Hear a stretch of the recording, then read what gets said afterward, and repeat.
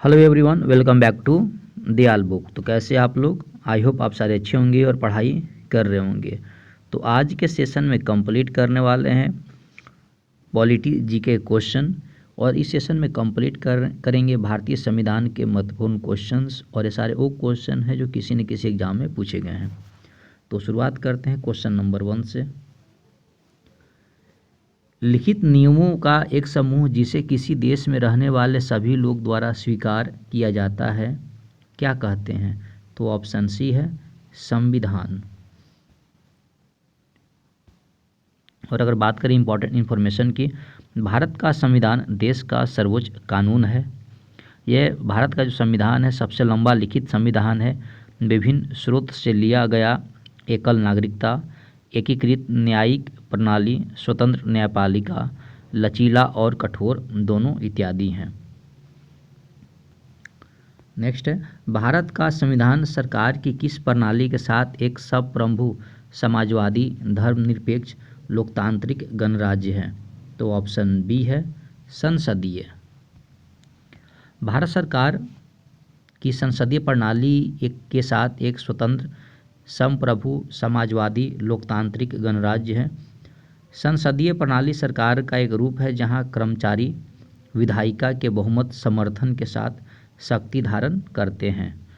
Next question है, भारत के गणतंत्र दिवस समारोह को समापन को चिन्हित करने वाला समारोह क्या कहलाता है? तो इसके जो ऑप्शन ए है बीटिंग रिट्रीट समारोह, आप लोग याद कर लीजिएगा। नेक्स्ट क्वेश्चन है, किस वर्ष कांग्रेस अध्यक्ष मोतीलाल नेहरू और बाकी के 8 कांग्रेस नेताओं ने भारतीय संविधान का प्रारूप तैयार किया था? तो ऑप्शन सी है 1928। मोतीलाल नेहरू रिपोर्ट 1928 पंडित मोतीलाल नेहरू की अध्यक्षता वाली एक समिति द्वारा बनाई गई थी। यह समिति तब बनाई गई थी जब भारत के राज्य सचिव लॉर्ड बिरकेनहेड ने भारतीय नेताओं को देश के लिए एक संविधान का मसौदा तैयार करने के लिए कहा गया। किस वर्ष में भारतीय राष्ट्रीय कांग्रेस ने संविधान सभा की मांग की थी? तो ऑप्शन डी है 1934। नेक्स्ट क्वेश्चन है, किस उद्देश्य प्रस्तावना पेश किया गया था जिसके बाद में भारत के संविधान की प्रस्तावना के रूप में ग्रहण किया गया? तो इस क्वेश्चन का जो ऑप्शन है ऑप्शन सी है पंडित जवाहरलाल नेहरू। आप लोग इस क्वेश्चन को जरूर याद कर लीजिएगा। आगे बढ़ते हैं नेक्स्ट क्वेश्चन की तरफ जो काफ़ी इम्पोर्टेंट है। पंडित जवाहरलाल नेहरू के उद्देश्य प्रस्ताव कब पेश किया गया? तो ऑप्शन बी है 13 दिसंबर 1946 को। 13 दिसंबर 1946 को जवाहरलाल नेहरू ने उद्देश्य प्रस्ताव पेश किया। इस संकल्प ने संविधान निर्माताओं की आकांक्षाओं और मूल्यों को स्थापित किया। इसके तहत भारत के लोगों को सामाजिक, आर्थिक और राजनीतिक न्याय, समानता और मौलिक स्वतंत्रता की गारंटी दी गई। यह संकल्प 22 जनवरी 1947 को सर्वसम्मति से अपनाया गया और संविधान की प्रस्तावना इसी पर आधारित है। निम्नलिखित में से क्या भारतीय संविधान की प्रमुख विशेषताओं में से एक है?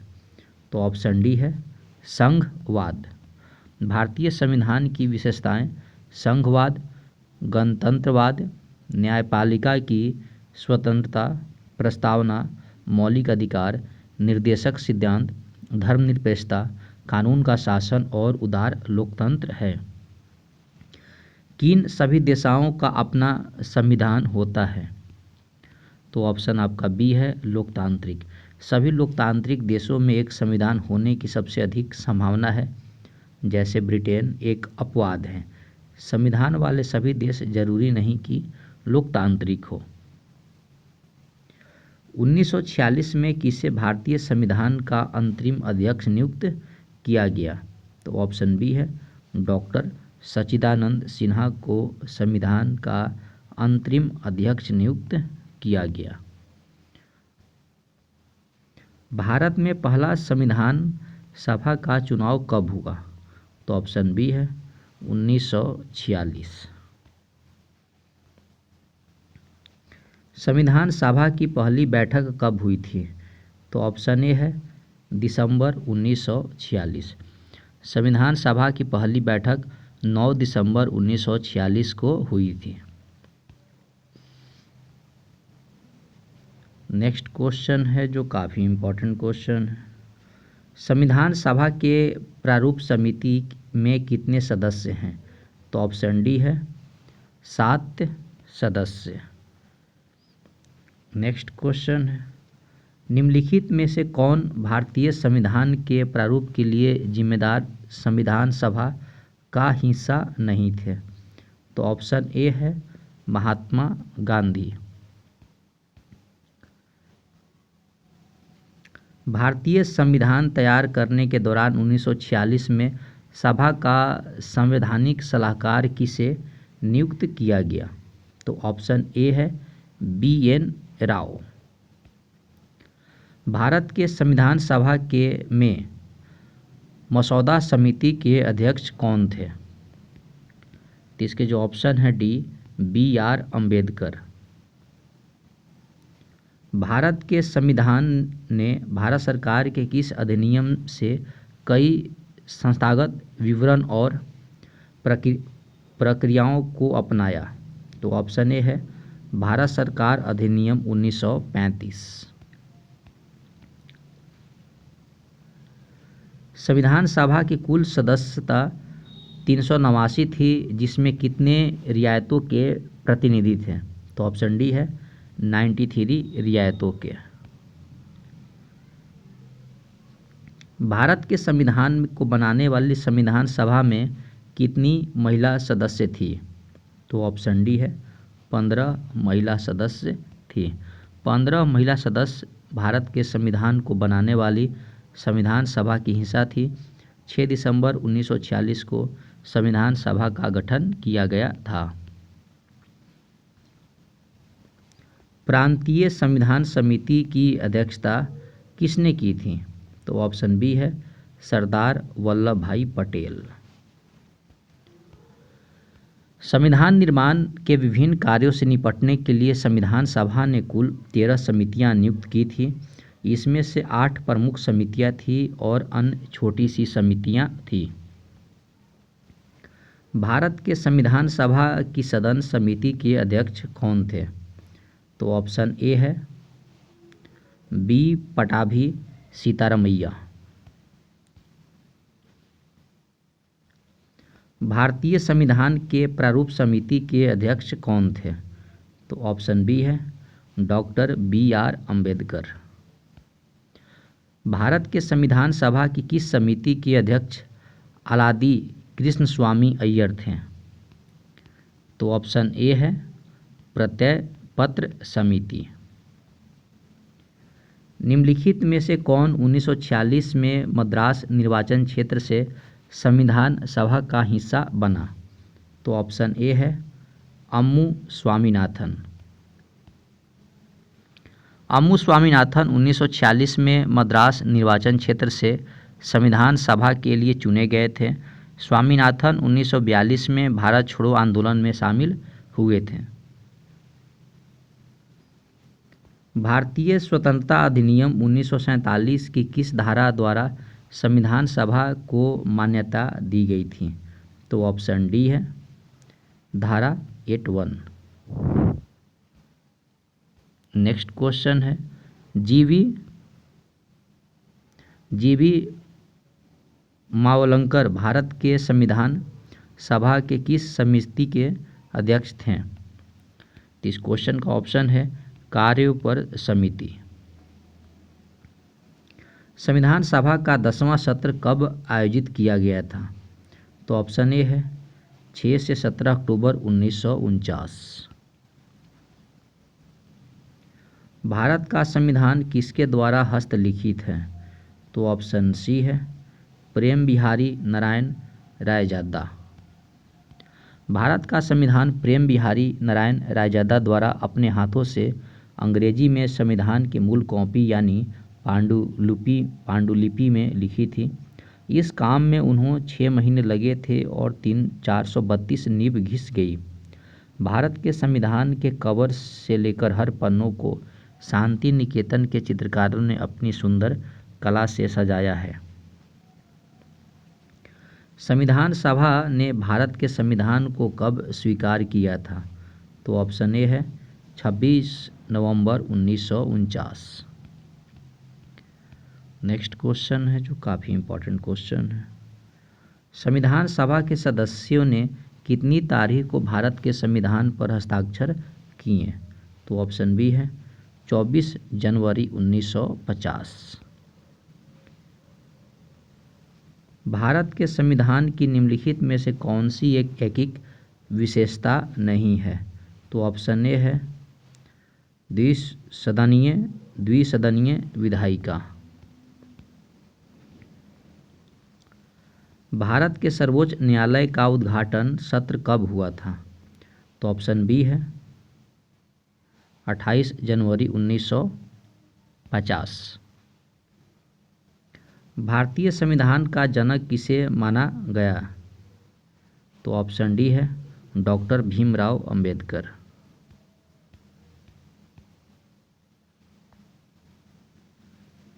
भारत में हर साल संविधान दिवस कब मनाया जाता है? तो ऑप्शन सी है 26 नवंबर को हर वर्ष भारतीय संविधान दिवस मनाया जाता है। नेक्स्ट क्वेश्चन है, भारतीय संविधान की कौन सी विशेषता देश में सरकार के एक से अधिक स्तरों के अस्तित्व का उल्लेख करती है? तो ऑप्शन सी है संघवाद। संघवाद भारत सरकार की एक प्रणाली है जिसे केंद्र और उसके घटक भागों जैसे राज्यों या प्रांतों के बीच शक्तियों को विभाजित किया है। भारत के संविधान के द्वारा किस प्रकार की नागरिकता प्रदान की जाती है? तो ऑप्शन ए है एकल नागरिकता। भारत का कोई भी नागरिक पूरे देश में नागरिक और राजनीतिक अधिकारों का लाभ लेने का अधिकार है। निम्नलिखित में से किस अधिनियम ने विधायिका में संघीय विशेषताओं और प्रांतीय स्वायत्तता की शुरुआत की और केंद्र और प्रांतों के बीच विधायी शक्तियों के वितरण की प्रस्तावना भी किया? तो ऑप्शन बी है भारत सरकार अधिनियम 1935। निम्नलिखित में से कौन सा शब्द भारत के संविधान की प्रस्तावना में गणराज्य शब्द से पहले नहीं थे? तो ऑप्शन सी है संघीय। भारत के संविधान की प्रस्तावना भारत को एक स्वयंप्रभु समाजवादी धर्मनिरपेक्ष और लोकतांत्रिक गणराज्य घोषित करती है। निम्नलिखित में से किसे भारतीय संविधान को अर्ध संघीय बताया? तो ऑप्शन डी है के.सी. हुयर ने। निम्नलिखित में से कौन सी भारतीय संघीय ढांचों की एक विशेषता नहीं है? तो ऑप्शन सी है एकल स्तरीय सरकार। निम्नलिखित में से कौन सी भारतीय संविधान की संघीय विशेषता नहीं है? तो ऑप्शन डी है अखिल भारतीय विशेषताएं। निम्नलिखित में से किसे भारतीय संविधान की प्रस्तावना को भारतीय संविधान की राजनीतिक रूप में वर्णित किया गया? तो ऑप्शन बी है कन्हैया लाल मानिकलाल मुंशी।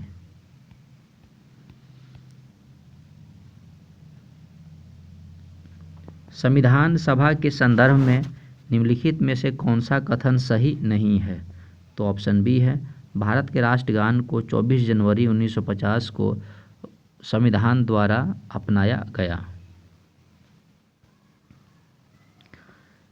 किसी राज्य के राज्यपाल के रूप में नियुक्ति के लिए भारत के संविधान द्वारा निर्धारित न्यूनतम आयु कितनी है? तो ऑप्शन बी है 35।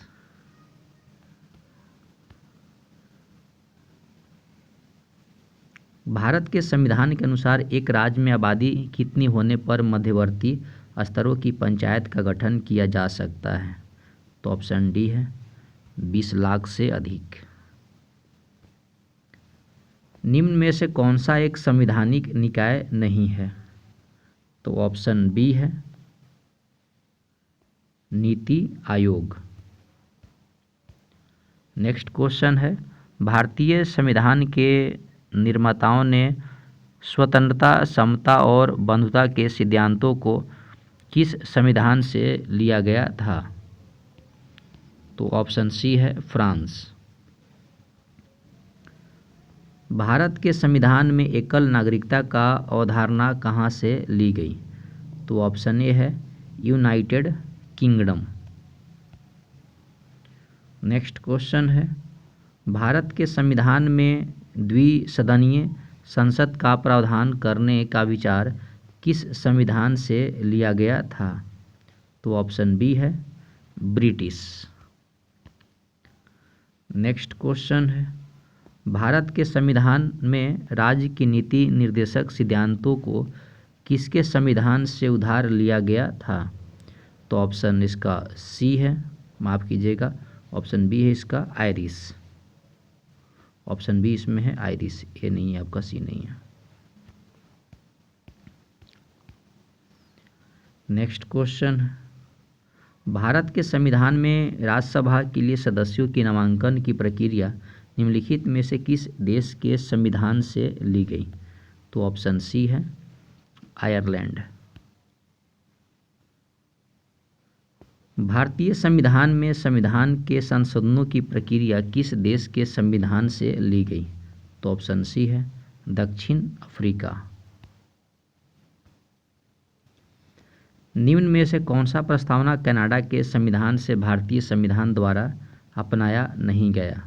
तो ऑप्शन सी है राज्यसभा के लिए सदस्यों का नामांकन। भारतीय संविधान में निम्नलिखित में से कौन सी विशेषता जो सोवियत सोशलिस्ट रिपब्लिक से लिया गया था? पंचवर्षीय योजना। भारतीय संविधान में न्यायिक पुनर्वलोकन की शक्ति और न्यायपालिका की स्वतंत्रता का प्रावधान किस देश से लिया गया? अमेरिका।